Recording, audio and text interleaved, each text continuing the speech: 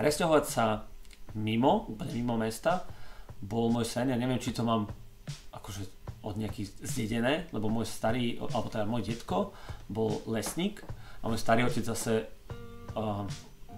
skupoval lesy, akože chodil do lesov, on bol akože síce murár, stavbár, ale akože mal rád lesy. Tak ja som od malička inklinoval k tomu lesu a k prírode a keď sa akože vyskytla táto príležitosť, alebo náhoda, nenáhoda ísť úplne že do stredu lesa bývať, tak ja som neváhal ani chvíľku. Bolo to trošku také, že šok pre rodinu, lebo všade, kde sme bývali doteraz, tak Janka o tom dopredu nevedela. A toto tiež bolo také, že sme sem z obrážky, to bolo kúpené.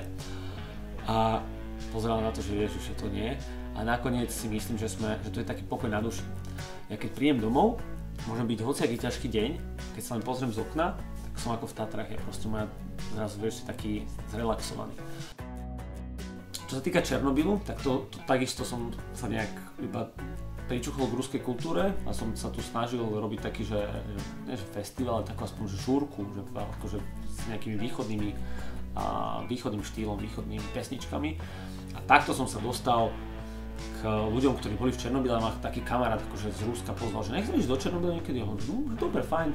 A prvá cesta bola katastrofa, prvá cesta bola, že 10 sme sa dohodli, že ideme a z toho sme boli traja nakoniec. Všetci ostatní sa pokakali, ich frajerky nepustili, rodičia nepustili. A bol to zážitok, tá Ukrajina, bol som jemne šokovaný, jednak tým, ako tam veci fungujú, ale to miesto, doteraz si pamätám, keď som vystúpil z autobusu v Pripiati, v tom meste duchov, tak to bolo niečo úžasné, to bolo také, to som cítil toho ducha miesta. A to bola láska na prvý pohľad, takže tam som si vtedy povedal hneď, ako som vystúpil, že tu sa musím vrátiť. No a začalo to tak, že som začal potom voziť svojich kamarátov a nakoniec začalo to byť také veľké. No a tento rok verím, že tam prinesieme 5000 ľudí. A pamätám si na ten deň v marci 2014, keď som bol na konferencii a som sa cítil ako reportér, robil rozhovor a som sa preniesol, že čo teraz robia z takové deti doma? Ako by som mohol zažiť s nimi, keď tam nie som. Vždy len manželka zreferovala medzi dverami, čo sa stalo. Ako keby tie momenty veľa z tých dôležitých momentov mi ušlo. A vtedy ma tak napadlo, že čo keby bolo zariadenie, alebo teda niečo, tie technológie, ktoré by dokázali zachytiť niečo, čo to dieťa zažilo a zároveň uchovať jemu spomienky, ktoré si nemôže pamätať. Lebo do 4 rokov si takmer nič nepamätáme a do 8 si pamätáme veľmi málo.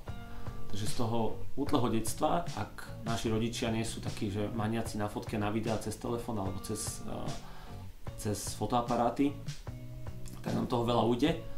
A takáto vecička, ktorá pôsobí pomaly ako nejaký šperk, a keď ju máme, vôbec to neobťažuje a vždy zachytíme niečo zaujímavé, ktoré je spontánne, ktoré by sme nezachytili, lebo by sme v tej chvíli nevyťahli akurát ten telefón alebo tú kameru.